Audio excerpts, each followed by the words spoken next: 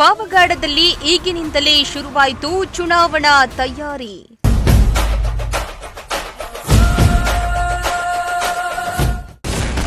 ಪಕ್ಷೇತರ ಅಭ್ಯರ್ಥಿ ಎಂದು ಪ್ರಚಾರದ ಅಖಾಡಕ್ಕಿಳಿದ ಚೇತನ್ ಬಾಬು.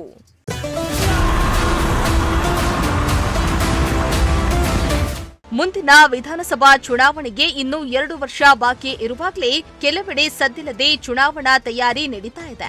ಇದಕ್ಕೆ ಗಡಿನಾಡು ಪಾವಗಡ ಕೂಡ ಹೊರತಾಗಿಲ್ಲ. ತುಮಕೂರು ಜಿಲ್ಲೆಯ ಪಾವಗಡ ವಿಧಾನಸಭಾ ಕ್ಷೇತ್ರದಲ್ಲಿ ಸದ್ದಿಲ್ಲದೆ ರಾಜಕೀಯ ಚಟುವಟಿಕೆಗಳು ಆರಂಭವಾಗ್ತಾ ಇದೆ. ಮುಂದಿನ ವಿಧಾನಸಭಾ ಚುನಾವಣೆಯನ್ನ ಗಮನದಲ್ಲಿಟ್ಟುಕೊಂಡು ಹೊಸ ಮುಖಗಳು ರಾಜಕೀಯ ಅಖಾಡಕ್ಕೆ ಪ್ರವೇಶಿಸುತ್ತವೆ.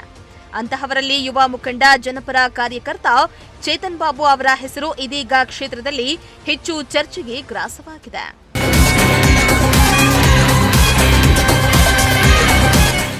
ಇನ್ನು ಸಮಾಜಮುಖಿ ಕಾರ್ಯಗಳ ಮೂಲಕ ಜನರ ವಿಶ್ವಾಸ ಗಳಿಸಲು ಮುಂದಾಗಿರೋ ಚೇತನ್ ಬಾಬು ಮುಂದಿನ ಪಾವಗಡ ವಿಧಾನಸಭಾ ಚುನಾವಣೆಯಲ್ಲಿ ಪಕ್ಷೇತರ ಅಭ್ಯರ್ಥಿಯಾಗಿ ಸ್ಪರ್ಧಿಸಲು ಸಜ್ಜಾಗುತ್ತಿದ್ದಾರಂತೆ.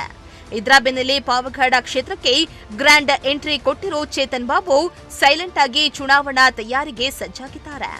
ವಿವಿಧೆಡೆ ಜನಸಂಪರ್ಕ ಕಾರ್ಯಕ್ರಮಗಳನ್ನ ನಡೆಸ್ತಾ ಜನರ ಸಮಸ್ಯೆಗಳನ್ನ ಆಲಿಸಿ ಪರಿಹಾರಕ್ಕೆ ಮುಂದಾಗ್ತಾ ಇರೋ ಬಗ್ಗೆಯೂ ಕ್ಷೇತ್ರದಲ್ಲಿ ಚರ್ಚೆಗಳು ಆರಂಭವಾಗಿದೆ. ಶಿಕ್ಷಣ, ಆರೋಗ್ಯ, ಯುವ ಜನರ ಅಭಿವೃದ್ಧಿ, ರೈತರ ಸಮಸ್ಯೆಗಳು ಹಾಗೂ ಮೂಲಭೂತ ಸೌಕರ್ಯಗಳ ಅಭಿವೃದ್ಧಿಯೇ ನನ್ನ ವಿಶೇಷ ಆದ್ಯತೆ ಎಂದು ಚೇತನ್ ಬಾಬು ಜನ ಸೇವೆಯೇ ತಮ್ಮ ಮುಖ್ಯ ಗುರಿ ಎಂದು ಹೇಳಿದ್ದಾರೆ.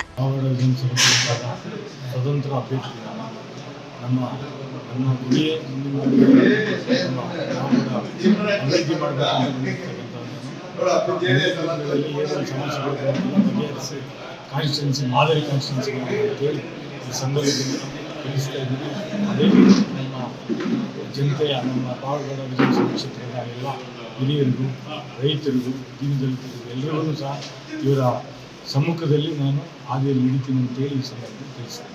ಇನ್ನು ಇವರು ಮೂಲತಃ ತುಮಕೂರು ಜಿಲ್ಲೆಯವರೇ ಆಗಿರುವ ಚೇತನ್ ಬಾಬು ಯಶಸ್ವಿ ಉದ್ಯಮಿಯಾಗಿ ಬೆಂಗಳೂರಿನಲ್ಲಿ ನೆಲೆಸಿದ್ದಾರೆ. ಇದೀಗ ಪಾವಗಡ ಕ್ಷೇತ್ರದ ಹಲವೆಡೆ ಸಾಮಾಜಿಕ ಕಾರ್ಯಕ್ರಮಗಳನ್ನು ಆರಂಭಿಸಿದ್ದು ಪಾವಗಡ ಕ್ಷೇತ್ರದಿಂದಲೇ ಪಕ್ಷೇತರ ಅಭ್ಯರ್ಥಿಯಾಗಿ ಕಣಕ್ಕಿಳಿಯುವುದಾಗಿ ಘೋಷಿಸಿಕೊಂಡಿದ್ದಾರೆ.